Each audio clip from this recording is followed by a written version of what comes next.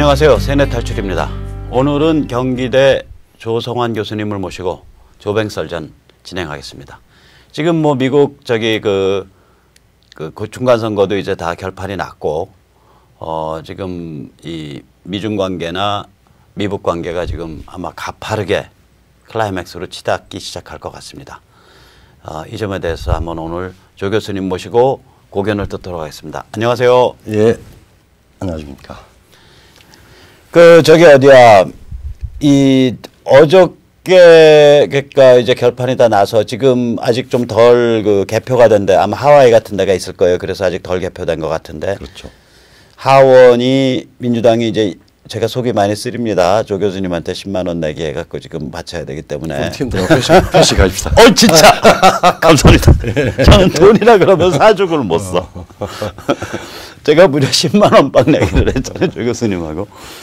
23대 197 지금까지는 공화당이 이제 제가 이제 지금 15석 남았으니까 아마 다 까면 공화당이 한 203석, 202석, 민주당이 한 230, 232 정도에서 이 정도면 무지하게 선방한 거예요. 그 선방의 의미가 있죠. 왜냐하면은 지금 네. 뭐 트럼프가 이 경제 정책, 네네. 그다음에 대외 전략, 네. 그리고 국내 이 여건 특히 북한 핵 문제하고 한반도 문제, 중국 문제에 대해서 민주당의 일부 그 강성, 특히 인권을 중시하고 하는 그 보편주의자들이 많이 당선이 됐습니다. 이번에? 그렇죠. 한 30명 가까이가 대개 대외 정책에 있어서 매파들이죠. 네. 대외 정책의 매파고 그 매파의 수단이 밀리터리한 수단보다는 그 휴머니타리언한 그 보편적 인권의 그 가치를 둔 피시자파들하고 좀 다르죠. 그런 팀들이 했기 때문에 트럼프는 어떻게 보면 사실 카드가 하나 더 늘었습니다. 그리고 이제 상원은 또 50 지금 한 3석 남아 있는데 지금까지 이미 공화당의 과반을 넘었거든요. 51대 46. 그러니까 이거 다 까고 나면 53대 47이거나 52대 48 정도 갈 거예요. 그러니까 이거는 상원은 이제 노다지를 캔 거죠, 트럼프가. 왜냐면 군사 외교는 또 다 상원에서 결정하는 거예요. 그것보다 중요한 게 혹시 모르겠지만 제일 괴롭혔던 게 탄핵 문제였지 않습니까? 그러니까 상원에서 우리 같은 경우는 헌법재판소에서 하지만은 탄핵에서 하원에서 혹 어길되더라도 그걸 비토할 수 있는 그거니까. 상원에서 그렇죠. 자신의 그 정치적 행보와 관련해서 안전판을 만드는 거죠. 결국은 저도 이제 그런 거 들어봤는데 요번에 하원은 민주당 가고 상원은 공화당 가서 어느 쪽도 이긴 거 진 거 없는 그런 거가 될 거다. 근데 이게 이제 중간 선거기 때문에 원래는 져야 되는 거거든, 트럼프 진영이. 그렇죠. 근데 이거를 쌤 게임으로 만들어 버린 거라서 이거는 좀 의미가 다르죠. 선방이라고 그러고 근데 사실은 성공인 게 비즈니스맨이 사실은 CEO 출신인데 이게 매니저 출신이 아니라 오너 출신이란 말이에요. 그 정치가로 변신해서 대통령까지 단숨에 배팅을 해서 대통령 자리를 차지했고 온갖 윤리적으로 도덕적으로 변화에도 불구하고 그걸 타켓을 잡아서 정치적인 파워를 획득을 했고 그다음에 이번 선거도 그전에는 사실은 공화당의 인프라를 통해서 자기가 대통령이 됐지만은 요번은 자기 선거 자체를 완전히 자기가 지휘를 했지 않습니까? 그러면은 공화당에 대한 지배력, 공화당에 대한 굉장히 강해졌죠. 설득 능력 이런 것들이 강해지죠. 그러니까 말하자면 이제 완전히 트럼프는 미 합중국의 아주 1급 지도자로 자리를 잡은 겁니다. 그리고 특히 이제 그 사람이 그냥 개인적인 그런 정치가 아니고 지금 그러니까 트럼프 독트린이라고 말할 수도 있는 Make America Great Again. 그러니까 미국을 다시 강대국으로 만든다. 뭐 이런 그런 비전을 가지고 지금 몰아붙인 그런 선명한 노선을 가지고 몰아붙이게 돼서 공화당에서 이제 그게 일종의 이제 가치 투쟁을 전개하는 정당이 된 거예요. 공화당이 맹렬하게. 그래서 이거는 이 정도로 같이 왜냐면 이게 부시 아버지 부시 때도 이건 없었거든. 아들 부시 때도 없었어요. 아들 부시 때 그 9.11이었지만 네. 그때는 그러니까 테러를 일으키는 저 이슬람 극단 세력의 근거지가 되는 아프간과 이라크를 친다. 네. 그 정도였지 이런 사회 전반적인 뭐 미디어, 언론, 심지어는 학계도 관계가 되고 이러면서 PC를 공격을 했기 때문에 그렇죠. 가짜 뉴스랑 그리고 이제 그 감세 그 다음에 제일 골아프고 있는 그 이민자 정책 네, 그렇죠. 이런 것들을 하나로 엮은 그 더 중요한 거는 친중 친러. 그렇죠. 그러니까 트럼프가 러시아를 중립화시키고 중국을 치겠다는 전략 나갔을 때 그 뉴욕 그 워싱턴 포스트에 글을 쓴 그 어디요 저기 뭐야 그 노벨 경제학상 받은 폴 크루만이 아주 극언을 했다고요. 그때 했죠. 뭐라 그랬냐면 야 이게 반러 정책은 네 맘대로 정한 게 아니라 2차 세계대전 후에 전통인데 왜 네 맘대로 바꾸냐 임마 이러고 극언을 했는데 그런 게 다 연결이 된 그러니까 러시아 중립화 그다음에 미중 전쟁으로 가는 이런 일련의 패키지 프로그램을 트럼프가 방어해낸 거잖아요 이번에. 그렇죠. 그렇죠. 그래서 이거는 의미가 굉장히 크죠. 국내적인 의미도 굉장히 크고 아마 아버지 부시 그러니까 냉전 30년 전에 29년 전이죠. 내년이면 30년인데 몰타에서 고르비하고 고르비가 그 동독에 방문을 해서 호네카한테 이제는 소련은 떠나간다. 그리고 공산당을 민주화시키지 않으면 글라스노스트 하지 않으면 안 된다라고 하고 바로 데모가 일어났고 한 달 뒤에 몰타에서 12월 4일 날인가 냉전 종식 선언을 했지 않습니까? 그랬죠. 그건 아주 급작스럽게 돌아간 것 같지만 사실은 레이건 때부터 진행된 게 축적이 된 거고 지금 이 트럼프는 아마 그게 비견될 것 같아요. 그래서 직관적으로 요새는 아주 냉전이 종식될 때 우리 학자들한테 아무도 예상하지 못했다. 그런 일종의 자괴감 비슷하게 학문을 왜 하나 뭐 이런 이야기를 했는데 트럼프의 행보는 아마 그 이상의 요소까지 될 수 있을 것 같아요. 두 개가 다 돼 있어요. 그러니까 하나는 이제 그 미국을 그러니까 족탈불급의 G1으로 만드는 그런 거 하나고 두 번째는 그 1인당 국민소득 한 8,700불 8,700불 그러니까 연간에 달하는 14억 명 중국을 길들이는 거. 그래서 이 두 가지를 이뤄내면 이건 거의 급이 제가 보기에는 급이 우드로 윌슨이나 FDR급 정도 되죠. 레이건급을 넘어서. 그러니까 20세기의 가장 그 훌륭한 미국 대통령 중에 하나로 꼽히게 될 거예요.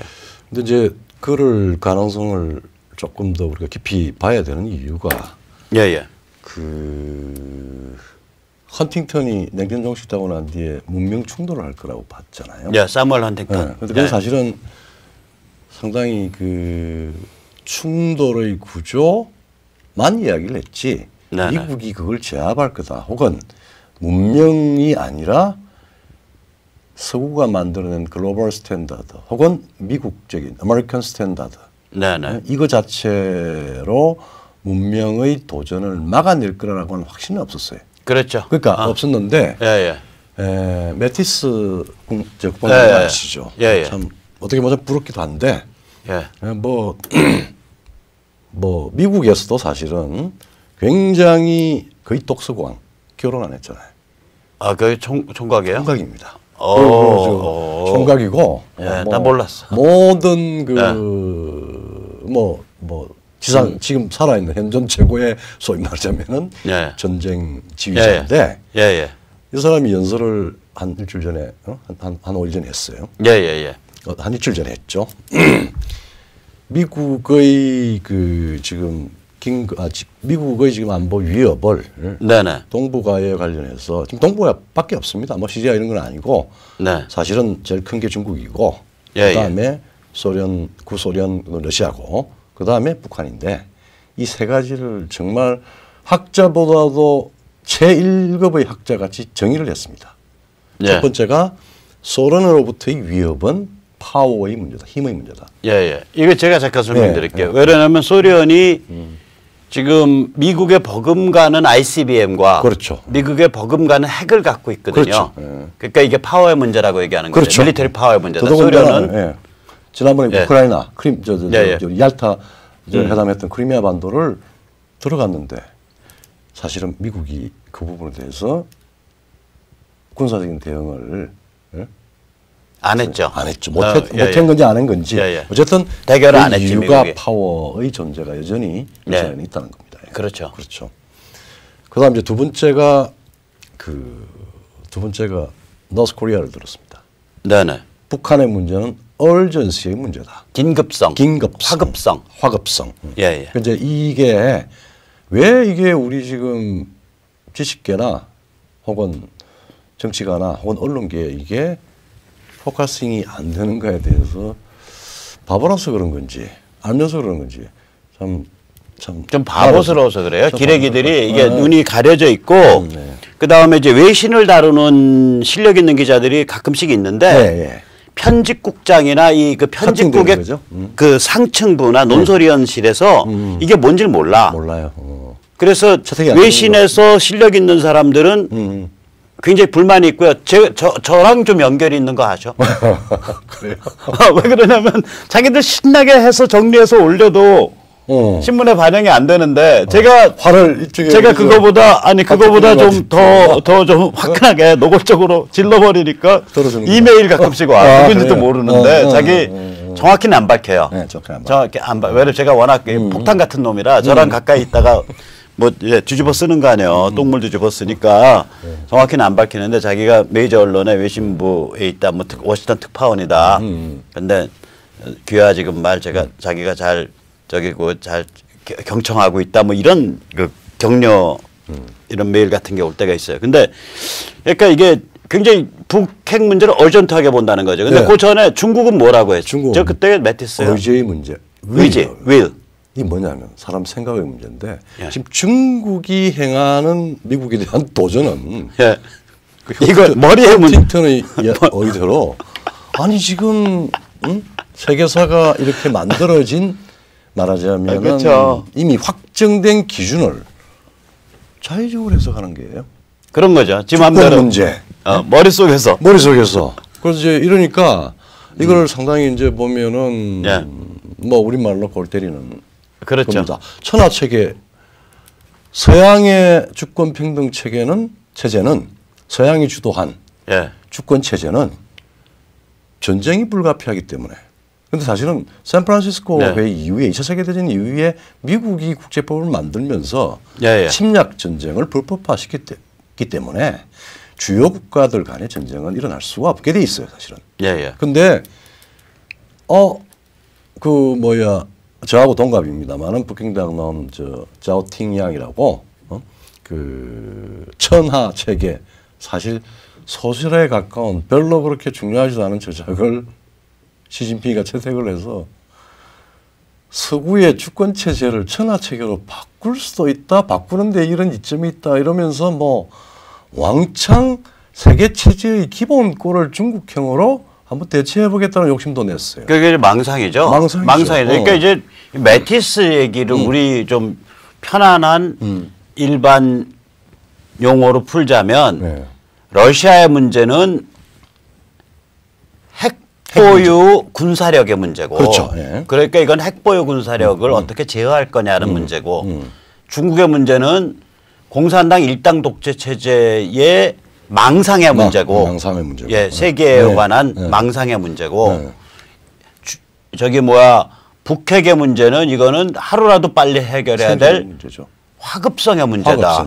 그러니까 이렇게 얘기를 한 거죠. 매티스가. 왜냐하면은 김정은으로 보면은 우리가 6월 12일 날 제가 몇 번 말씀을 드렸지만은 모든 우리 정부든 국제 사회는 야 비핵화가 되느냐 안 되느냐 미국이 이제 하니까 되겠지 뭐 이런 정도의 군사적 차원의 비핵화 문제만 다 포커스를 보고 있었는데 트럼프가 한 30분 만나고 아니 정확히 25분이에요. 만나고 난 뒤에 갑자기 야 NK, 노스코리아, 예. 북한 안전보장 우리가 하마 전문을 쓰고 예. 두 번째 미국과 북한의 관계 정상화를 위해서 노력하자. 예, 예. 그건 도저히 정말 고도의 정치적인 그겁니다. 그러니까 이야기했듯이 그러니까 여기서 우파 여기서 보수 해역분들은 갑자기 이게 낙동강 오리알 같이 되니까 트럼프 개객기 하고 계속해서 그걸 저도 그 말이 여기까지 나왔죠. 이제 우리 박주필님은 그 이야기 했잖아요. 아메리칸 미 합중국의 대통령, 예. 세계 대통령이죠. 뭐 힘과 규범과 지완의 대통령인데 뭐. 그러니까 유니폴라 단극의 대통령과 예. 그다음 사실 핵을 제외하고 다른 소위 말하자면 깡패 근성을 제외하고는 아무것도 없는 nothing이잖아요. 우리 저 수도권 주변에 신도시 한두 개밖에 안 되는. 글쎄 제가 시흥 안산대 사시는 분들 욕하려는 게 아니라 북한의 국력이라는 게 시흥하고 안산 합쳐놓은 거 정도밖에 안 되거든요. 거기에 사는 20평짜리 아파트도 엘리베이터는 잘 올려 다니잖아요. 거기는 물도 잘 되고. 그리고 저기 그 병원도 좋은 거 많아요. 거기 최대집 저기 대한의협회장도 안산에서 병원했는데. 그게 거기에 이제 3세 손이 예. 신이란 말이에요. 예. 신인데 이게 그렇죠. 아메리칸 합중국 대통령하고 만나서 협상을 했다라고 하는 그 어찌된 사실은 뭐 제가 추정컨대 이 학자로서 이야기하기 좀 그렇지만은 만나서 그랬을 거예요. 어이, 미스터 김, 체어맨 김, to be or not to be, that's the problem. 당신 햄릿에서 나오는 죽느냐 사느냐 그것이 문제인데, 내가 살려주지 마. 내가 안전을 그대와 그대 인민들의 안전을 보장하마. 그리고 관계 개선 오케이. 네가 핵을 1을 가졌으면 우리는 1000을 가졌는데 뭐 1대 1000의 문제인데 처음엔 김이 핵을 쓸 의도가 없으면은 저 비핵화 문제는 굉장히 천천히 시간을 두고 체계적으로 하면 되는 거다. 그러니까 미국 합의부터 미국 관계 정상화도 제1위에 올려놓자. 그리고 내심 중국으로부터 시진핑으로부터 독립해서 이쪽으로 나와 개방해. 그리고 죽이 되든 밥이 되든 개방하면은 살 수도 있다. 라고 하는 사인을 준 것 같아요. 우리가 너 잡아 죽이진 않을게. 그렇죠. 그 사인을 준 거지. 그리고 처음에 김이 제주가 좋아서 중국식이든 베트남식이든 아니면 한국식이든 채택하면은 최소한 잡아 죽이지는 않겠다. 한번 시도해봐라. 용기를 가지고. Be ambitious. 그걸 하고. 두 번째는 그렇게 되면 평화체계를 네가 그렇게 목놓아 부르고 찾고 있는 평화체제 오케이. 비핵화하면 평화체제 해줄게. 그리고 이제 제일 마지막에 사실은 우리 한국의 정상적인 핵 전문가나 안보 전문가나 혹은 국제정치학자들은 한반도의 핵 비핵화 문제는 사실 한반도가 아니라 북한의 비핵화인데 죽어도 옛날에 할아버지에 있었던 비핵지대화. 한국은 원전도 갖지 마라. 그런 그러니까 한반도 전체가 핵이 평화적인 핵이든 무기의 핵이든 있어서는 안 된다라고 해서 우리한테 공세를 취했거든요. 네. 그래서 사실은 90년, 91년도에 오케이 그러면은 전술핵은 빼주마 이렇게 된 사연인데 쟤들이 이제 말하자면은 돌아오지 못할 다리를 건넜죠. 말하자면 인민들의 그 안전과 복지를 위해서 정상적인 국가 정상화를 안 했고 말하자면 극단적인 고립을 자초하면서 핵이 증가의 보도가 됐단 말이에요. 생존의 만병통치약으로 생각을 했는데 갖는 순간에 이제 목을 조르는 거지. 목을 조르는 거죠. 근데 아까 이제 그 매티스가 굉장히 화급하다. 그거가 지금 이제 그 얘기 뭐냐면 미국이 이 문제를 이제 벼랑 끝으로 몰 거다라는 우리가 그런 추측을 할 수 있는 거 아니에요. 매티스가 이건 화급한 문제다라고 했을 때 그거 증상을 좀 말씀해 주시죠. 그러니까 미국은 한민족 국가고 모든 국가에 대해서 표준을 항상 제공을 해야 돼요.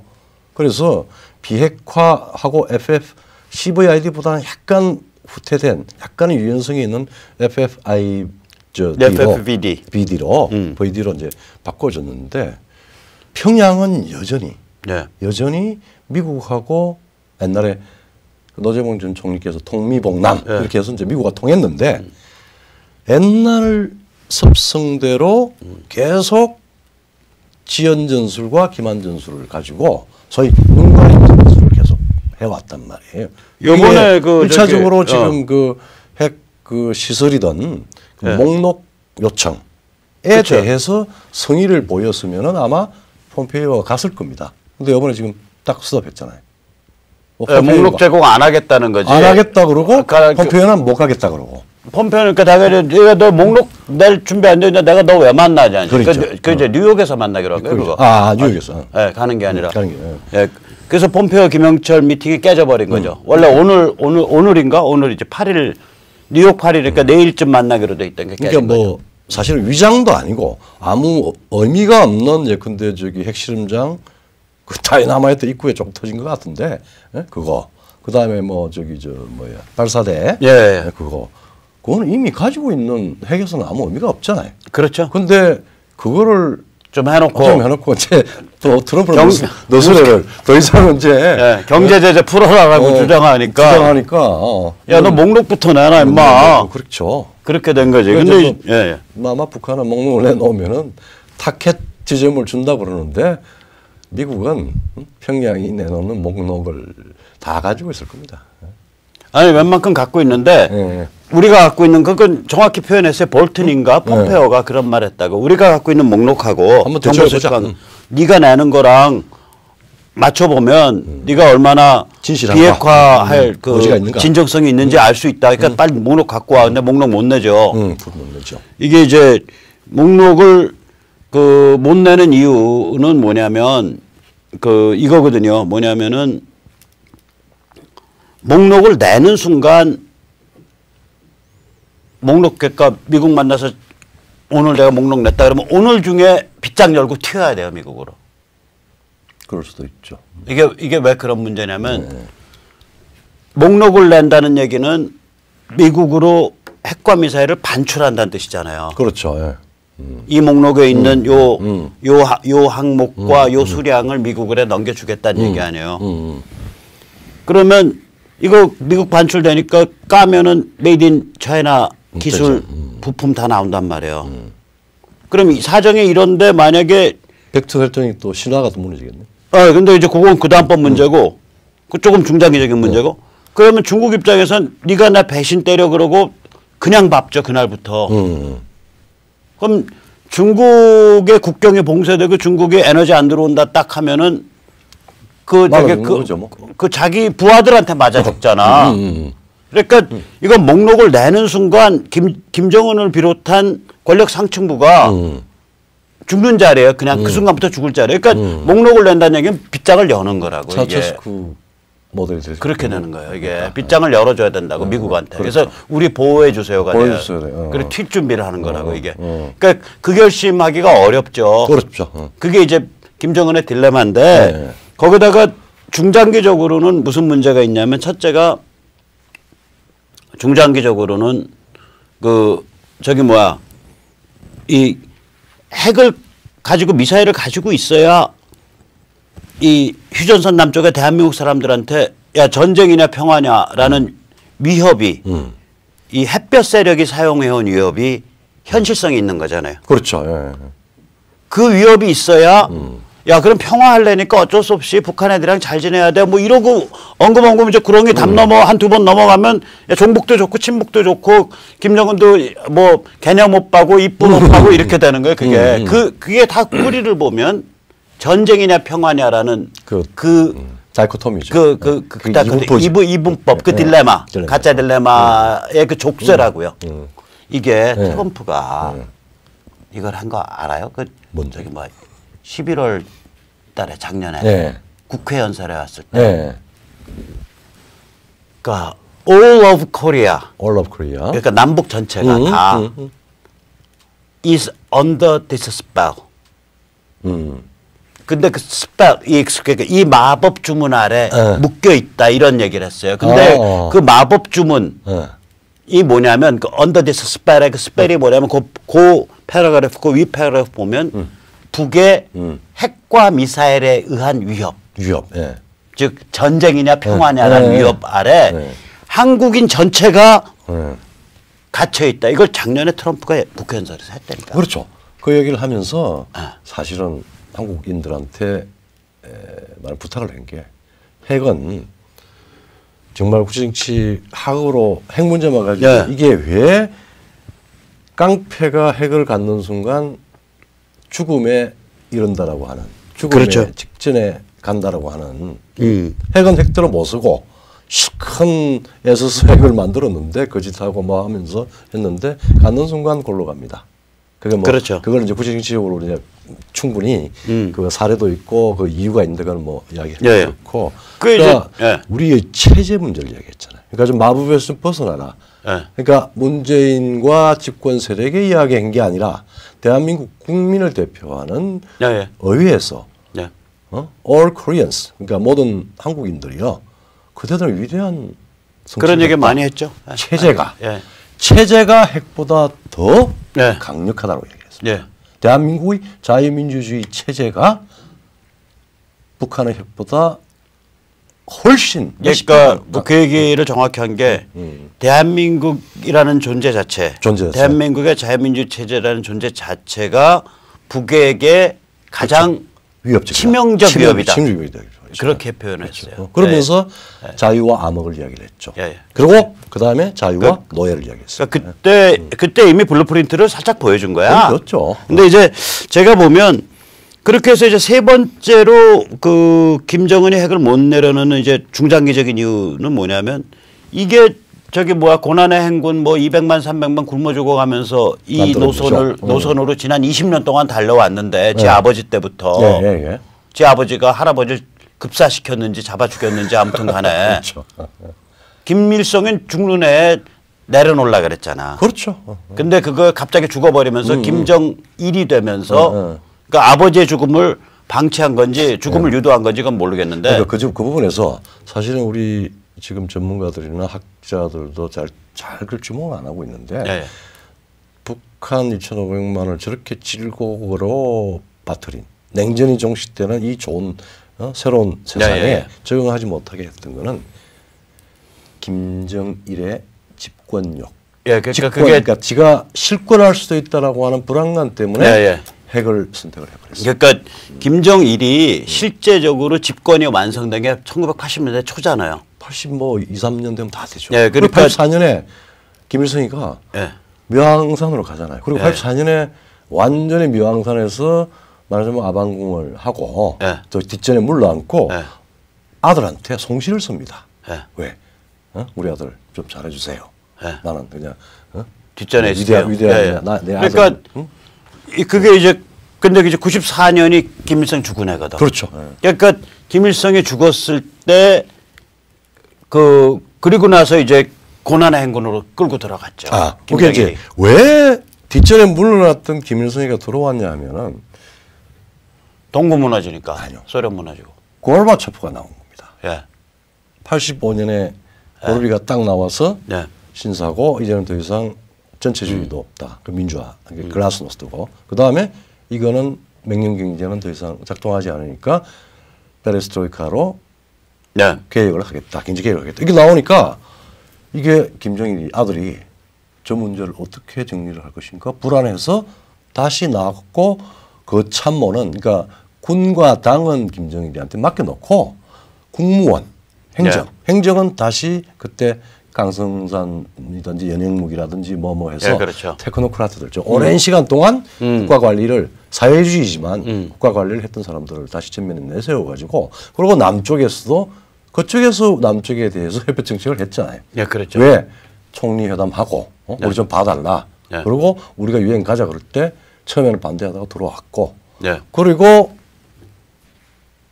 미국하고 미국으로서는 NPT 핵 확산 금지 조약을 95년도에 끝이 나니까 이거를 미국이 연기를 해야 되니까 미국이 좀 아쉬운 입장이었고 그 다음에 남쪽에서 이제 말하자면 이제 민주정부라고 이야기를 하는데 김영삼 정권이 들어서는 한 1년 동안 미기적 보고 있다가 3월 18일 날 핵 위기를 이제 말하면 NPT 네. 탈퇴를 선언해 버립니다. 예, 예. 그러면서 9월 1994년 93년 3년. 그러니까 우리가 2월 25일 날 취임사에서 예. 어떤 민족도 어떤 동맹도 민족을 우선할 수 없다. 미국보다는 북한이 더 우선이다라고 YS가 이거 완전 골빈 소리 한 거예요. 그때 사실은 네. 한한상이 네. 그러니까 김정남이 그 두 사람은 있잖아요. 그 두 사람이 YS를 뒤에서 이걸 한 거지. 저는 그리고 그때 이제 말하자면은 제야 팀들을 많이 이제 그 정치권으로 발탁을 했죠. 발탁을 할 때 관료, 그러니까 내각에도 그러니까 저도 들어갔고 국무위원도 들어왔고 그다음에 그 국회도 나중에 뒤에 이제 선거했고 그리고 청와대 참모, 그다음 장관 여기에 지금 보면은 참 어리석고 위험한 사람들이 대통령 그 연설문에서 이제는 미국 중심의 정책에서 친북 정책을 하겠다라고 취임사 연설 가장 권위 있는 가장 최초의 그걸 했잖아요. 그러니까 평양 김정일로서는 장난을 쳐도 되겠다. 라고 생각하고 지아버지는 내려놓으려 그랬는데 그렇죠. 지아버지의 죽음을 방치했든지 혹은 뭐 죽음을 유도했든지 가서 이쪽에서 클린턴이 뭐 북폭을 하겠다 뭐 하니까 카터를 중재를 세워가지고 반쯤 손 들었죠. 이제는 김일성 그때 손 들었었다고. 근데 갑자기 죽어버렸어요. 갑자기 죽었죠. 그리고 나서는 그냥 고난행군으로 끌고 들어가서 200만 300만 죽으면서 지금 핵까지 온 거거든. 그러면 지금 핵을 내려놓는다는 얘기는 우리 아버지가 개자식이었어요라고 선언하는 거랑 똑같아요. 김정은이가 만약에 핵을 내려놓으면 그다음에 200만 300만 죽은 거는 다 저기 그냥 좀 잘못해서 죽었나 봐요. 그렇죠. 이때까지 한 20년 고난의 행군에서 산꼭대기 핵과 미사일이라고 불리는 산꼭대기 올라왔는데 결론은 이 산이 아닌가 봐요. 그렇죠. 이렇게 되는 거예요. 그렇죠. 그러니까 백두혈통 사교체제가 유지가 될 수가 없는 거예요. 그렇죠. 그러니까 태영호 공사가 이거 못 내려놓는다라 그러는 거예요. 그러니까 그게 뭐 사실은 태영호가 아니더라도 그 우리 그러니까 한 지금 딱 사반세기네요. 25년간의 맥락을 보면은 김씨 소위 말하면 사교적벌 전체 주의 체제에서는 불가능해요. 핵을 내려놓고 비핵화는 바로 레짐 체인지를 의미하고 그다음에 레짐 체인지를 통해서 인권이나 그렇죠. 다른 방식에서 그렇게 되는데 지금 비핵화는 더 이상 핵을 가졌기 때문에 저거를 놓아둘 수가 없어요. 시간을 둘 수가 없습니다. 미국 입장에서는. 그러니까 어전트하다는 얘기. 그러니까 이제 이게 이제 김정은 체제 혹은 북한 체제, 평양 체제의 관점에서는 진정성 있게 비핵화를 간다라는 얘기는 체제를 포기한다는 얘기예요. 포기한다는 얘기죠. 포기하고 빗장 열고 튀어야 된다는 얘기라고. 그렇죠. 그러니까 너 포기하고 빗장 열고 튈래? 아니면 군사로 맞아 돌아가실래? 라고 평창올림픽 이전의 상황보다 더 살벌한 그 벼랑 끝 대립으로 미국이 북한을 몰게 될 거라고 이제.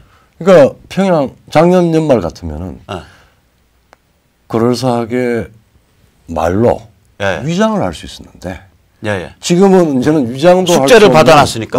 그러니까 이제 지금부터는 뭐 문학적으로 표현하면은 the moment of truth. 진실의 순간. 진실의 순간. 이제는 쇼하고 이런 게 아니고 이거는 중요한 실체적인 변화에 김정은도 직면하고 우리 정부도 직면하고 시진핑도 직면하고 카드는 트럼프가 가지고 있어요. 그래서 그 지금 이런 상황에서 김정은이가 지금 방남한다. 혹은 뭐 시진핑이 방북한다. 이런 얘기가 있는데 이거에 대해서는 어떻게 생각하세요? 뭐 생각이 있는 사람들인지 모르겠지만은 우리 문재인 씨가 그 위대한 대통령이 위대한 대통령인지 어쨌든 간에 가서 초청을 하고 또 어려서 그런지 내려오겠다라고 했어.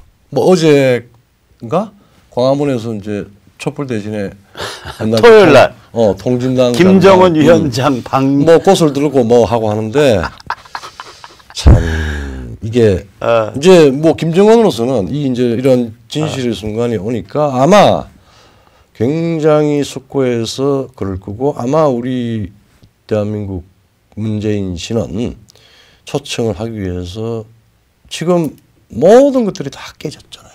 예, 예.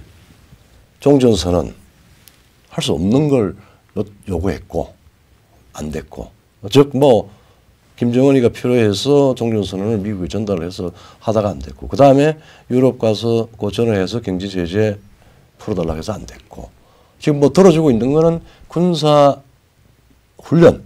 군사 훈련도 사실은 한국에서 한미연합 전력이 훈련할 필요가 없이 그보다 더 큰 훈련을 지금 주일 연합사 깃발 아래 네. 주일 미군이 하고 있어요. 그렇죠. 그러니까 이제 그런 상황이고 지금 이제 남은 거는 남쪽을 어떤 방식이든지 간에 흔들어서 거기에서 돌파구를 찾아야 되는 생존의 시간을 번다든지 아니면은 정말 남쪽을 적화를 시키는 거기에 총력을 기울일 수 있는 여지밖에 안 남았어요. 지금 중국 시진핑 등에 숨을 수가 없잖아요. 시진핑이는 지금 무역 방망이 맞았고 여기서 무역 방망이에서 전체 무역 5천억 불까지 가버리면은 그다음에 뭐 환율이고 뭐 금융 쓸 것도 없이 중국은 주저앉죠. 주저앉죠. 네, 주저앉는 거. 그런 상황이 되는 상황이니까 남는 거는 지금 이제 어제 토요일 날 뭐 이런 이야기를 하면 제가 웃으면서 하는 이야기지만은 왜 광화문이 시끄러워질 것인가? 미 대사관이 얼마나 시끄러워질 것인가? 태영호 공사가 얼마나 이제 시달림을 받을 것인가? 눈에 선합니다. 예. 사고가 안 터졌으면 좋겠는데 어쨌든 간에 우리 박주필은 어떻게 생각하십니까? 올 것 같아요? 못 올 것 같아요? 저는 사실 이게 오면은 그러니까 김정은이 서울에 온다든지 네. 혹은 혹은 뭐 제주라든지 김정은이 대한민국에 방남을 한다든지 시진핑이 방북을 하는 건 이거는 도발이에요. 엄청난 도발이고요. 이렇게 되면은 골로 가는 거예요. 자, 그럼 그러니까 이제 한마디로 죽으려고 못 쓴다 이런 수준이에요. 이거는. 젊은 친구가 뭐 어려가지고 뭐 그런 계산이 되겠어요? 그런 거는 저래플레 오지 않나? 지금 뭐 냉면이 목구멍에 넘어갑니까? 하고 그것도 뭐 아주 뭐 차관급 정도밖에 안 되는 친구가 어디 동네 어디 우리 리 단위에 그 뭐 어디 이장도 안 되고 이장 간사하는 거 정도밖에 안 되는 친구가 냉면이 목에 들어갑니까? 이야기를 하고 또 뭐 배 나온 사람은 여사만 맡기면 안 된다는 둥. 그 자칫하면 아마 처형당할 수도 있을 것 같은데 배는 백두 혈통에 김정은의 배가 나왔잖아요. 그래서 그거가 남쪽에서 막 떠들면은 김정은이가 좀 불편할 겁니다. 어쨌든 간에 그건 도발이라고 하면은 제일 중요한 게 미국의 반응.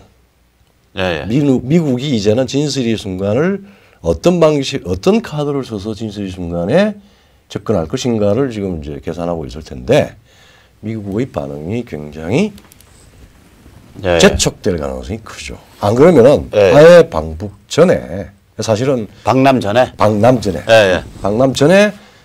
이 아예 저쪽에 만약에 우리 정부하고 남북 간에 합의해서 뭐 이런 이야기가 들면은 다 예정됐다가 방남하지 못하는 눈에 가시적인 혹은 비가시적인 여러 가지 조치가 나올 가능성이 있겠죠. 근데 이제 보시면은 이제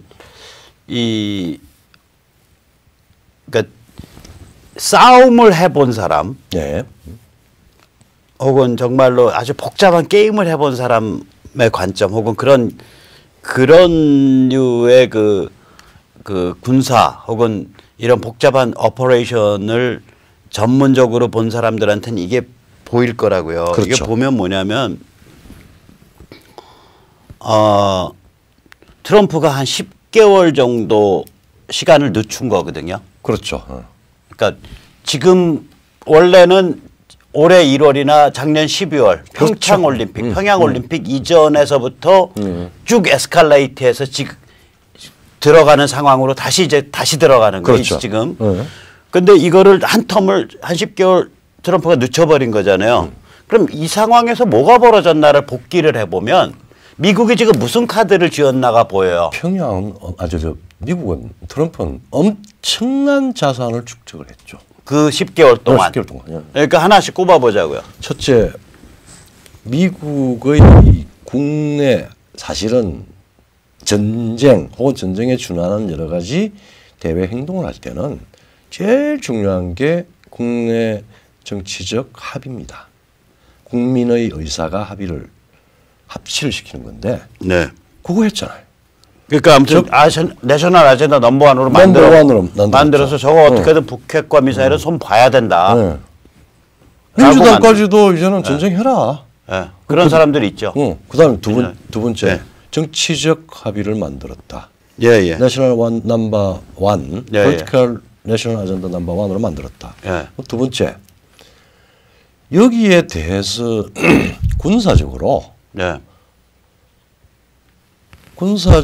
검토할 모든 것들을 다 그 전에 작년 한 12월, 11월, 12월 작년에 비즈니스까지 만들어 놓았던 여러 가지 군사적인 소위 예행 연습 이런 것들은 충분했지만은 이제는 주한미군이 고장이 났을 때 한국 정부의 약간의 그 변동에 따라서 주한미군이 잘 돌아가지 않을 때 어떤 방식으로 대응을 할 것인가를 주일미군과 연합사가 지휘를 받는 주일미군의 훈련으로 여전히 그 전에 했던 한 1년 6개월의 무시무시한 훈련들을 예행 연습을 다 했습니다.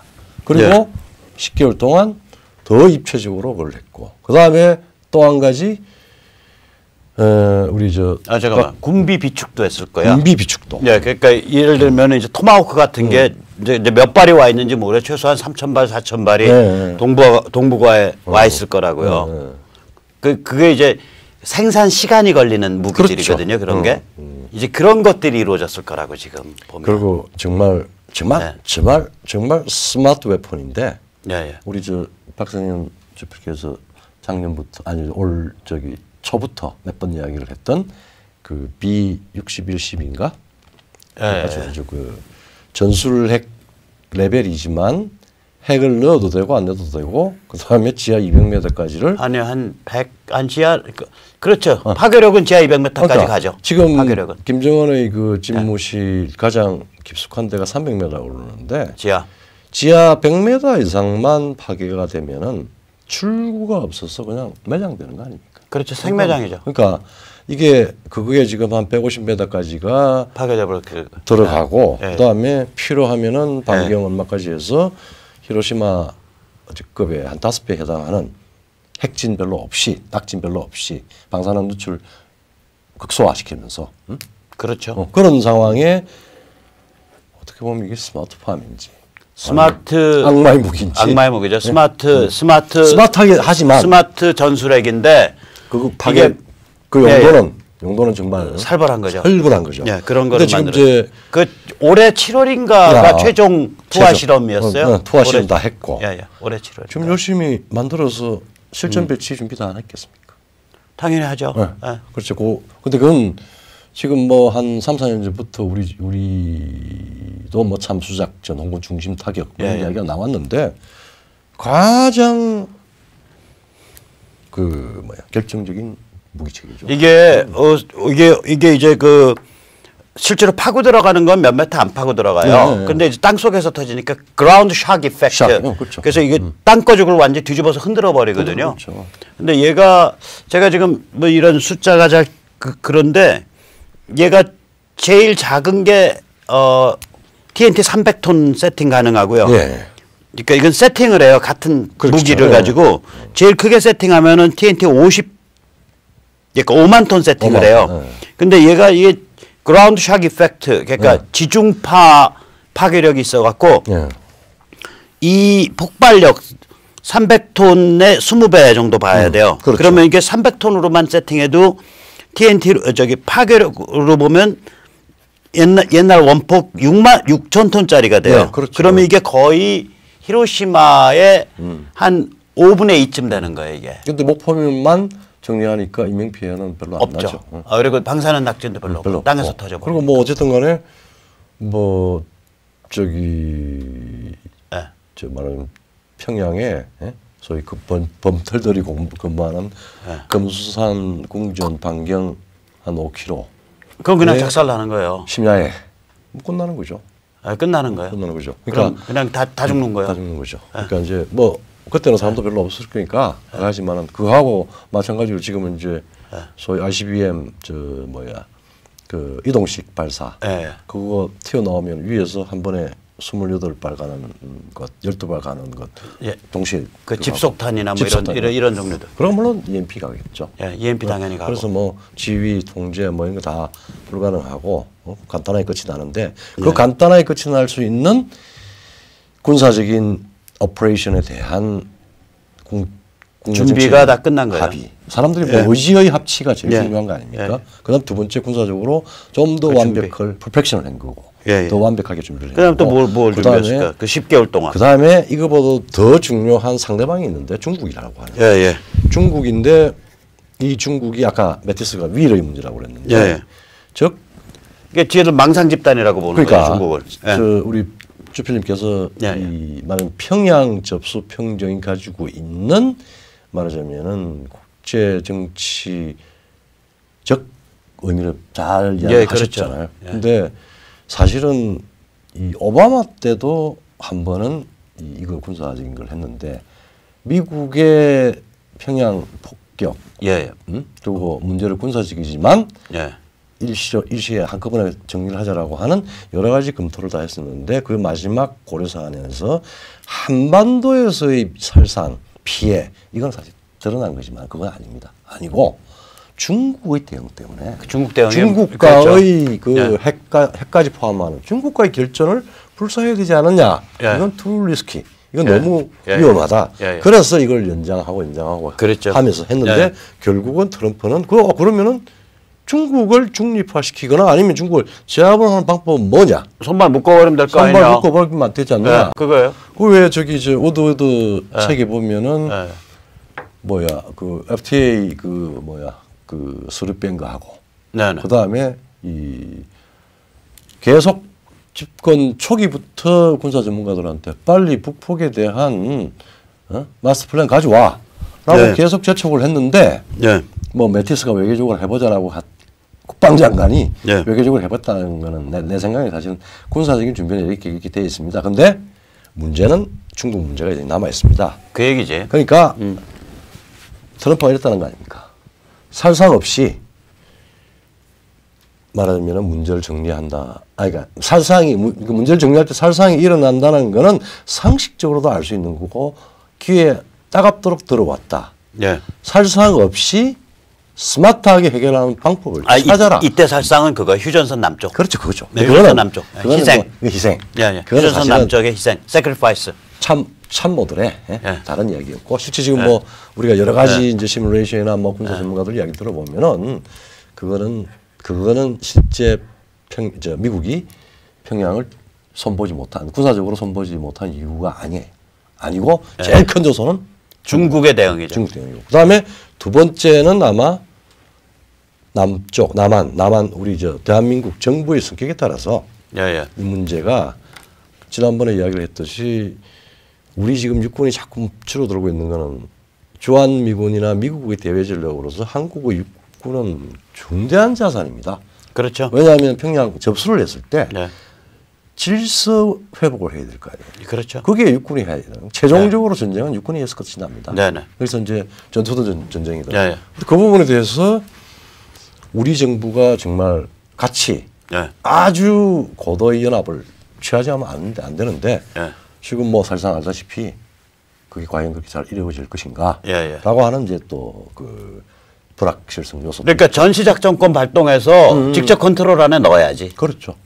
그래서 대한민국 정부 개무시하고 일방적으로 끌고 가는 수밖에 없죠.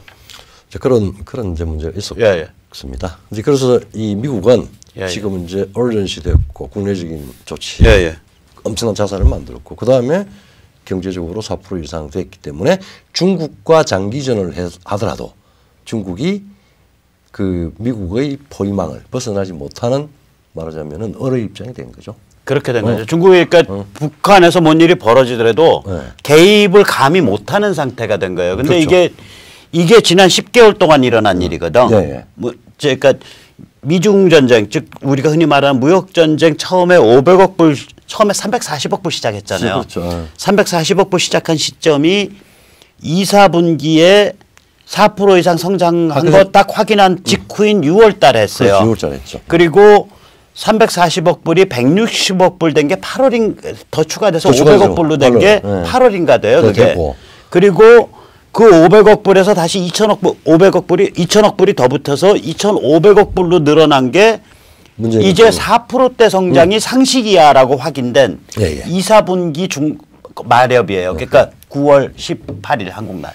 그러고 보면 참 우리 저 누구야 전 자유한국당 대표 홍 대표는 왜 6월 12일 날 선거를 해서 나를 힘들게 해서 그랬고 그다음에 문재인 대통령이 평양 갈 때 바로 몇 시간 전에 그 발표했잖아요. 그렇죠. 왜 이래? 9월 18일 날. 그러고 앉아 있어요. 근데 미국은 미국의 스케줄대로 가고 있는 거예요. 네, 자 그러면 아까도 이제 4가지 정리하셨는데 우선 미국 국내 여론을 천하통일했다.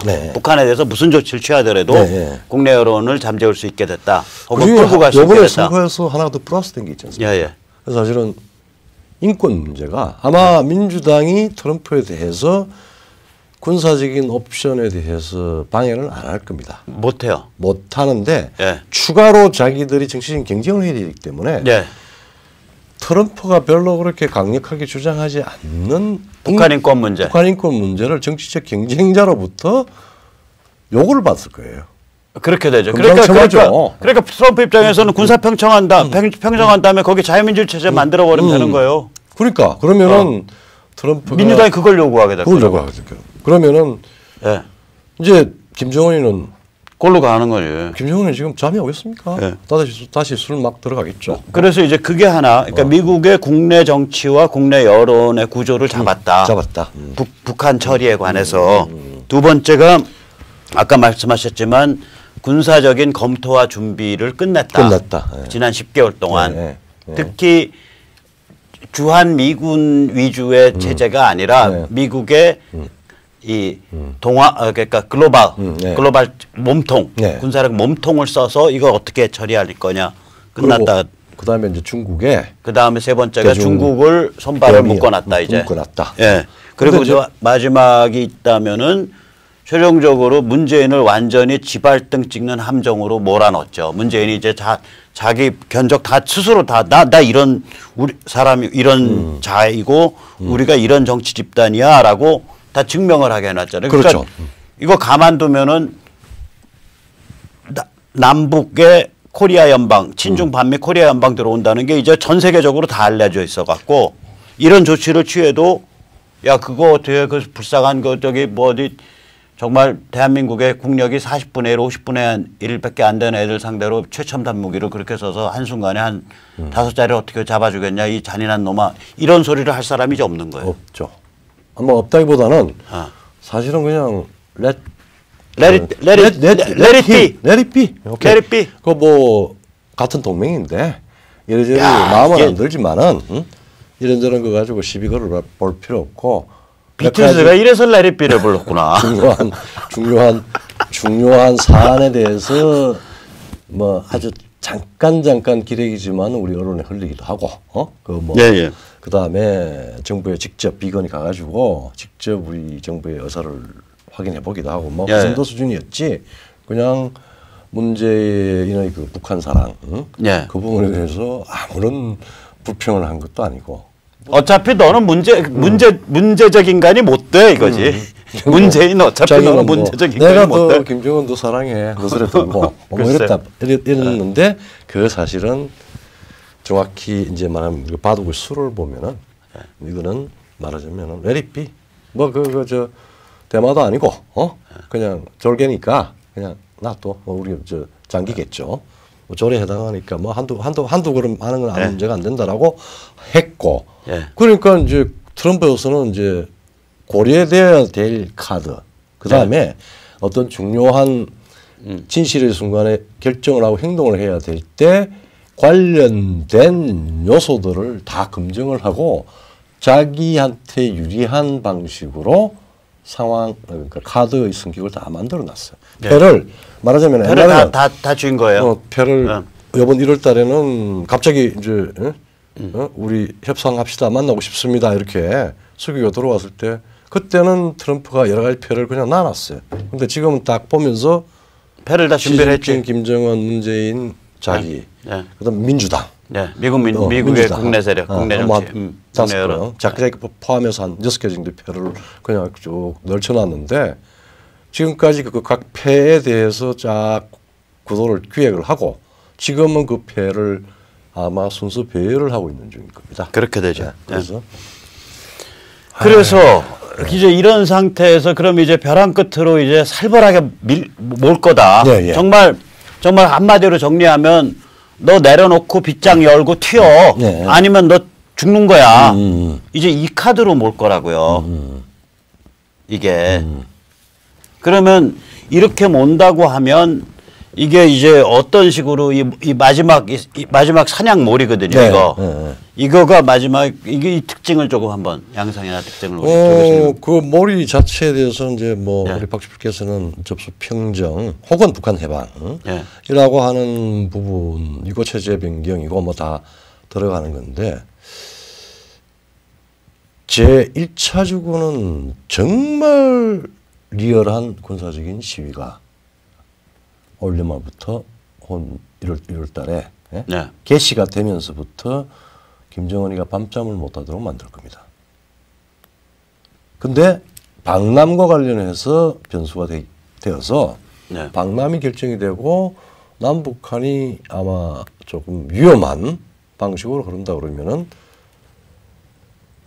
훈련이 즉각 실행으로 될 가능성이 높아지겠죠.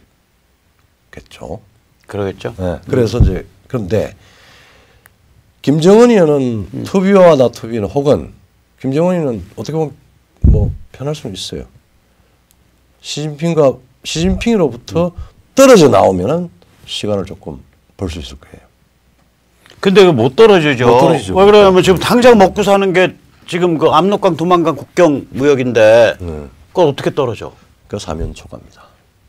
그러니까 제가 만약 김정은이라면 한 두세 명, 서너 명의 딱 그 권력 핵심 중에 핵심이랑 딱 작당 모의를 한 다음에 그것도 걔들도 배신할지 모르니까 점심 때 작당 모의해. 그리고 모의 끝났어. 그럼 바로 그 자리에서 김정은 영어 할 줄 알잖아. 그렇죠. 스위스에서 공부했으니까 바로 해서 폼페 아저씨 하고 바로 콜 때려.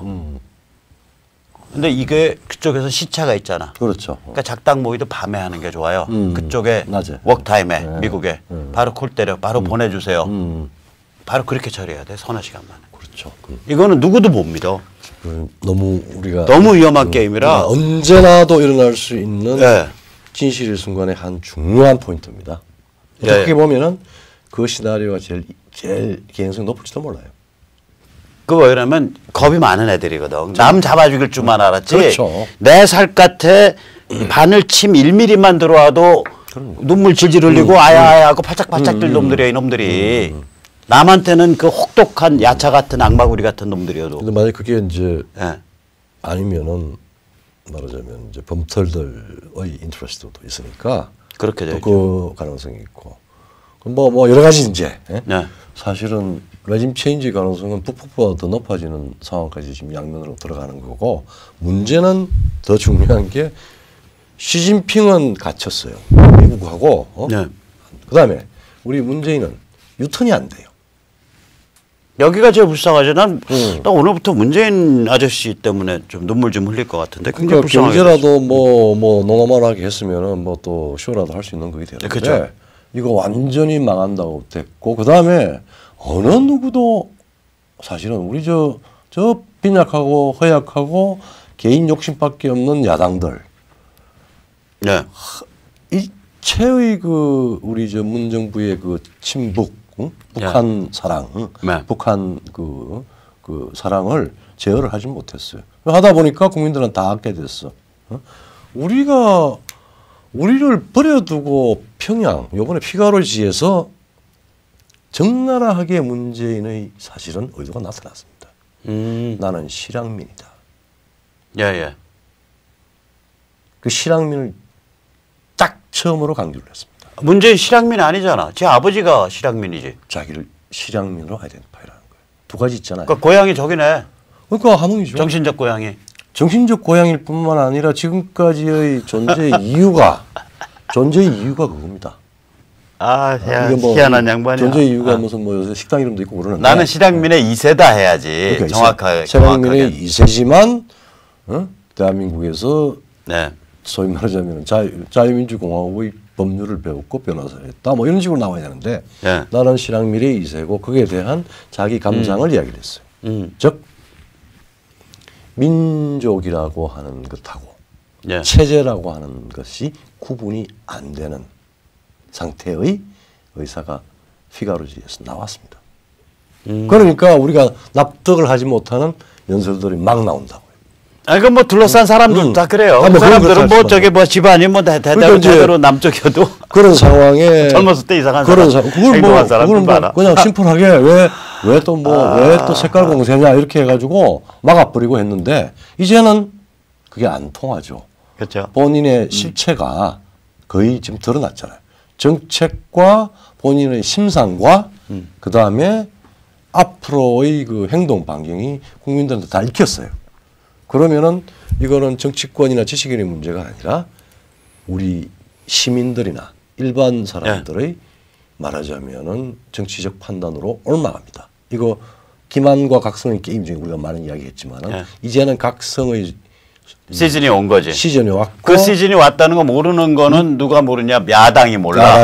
아니 국회의원 하는 사람들, 정치하는 사람들 모르겠어요. 조금 더 개인적으로 계산을 하고 있는데 네. 이게 워낙 큰 게임이라.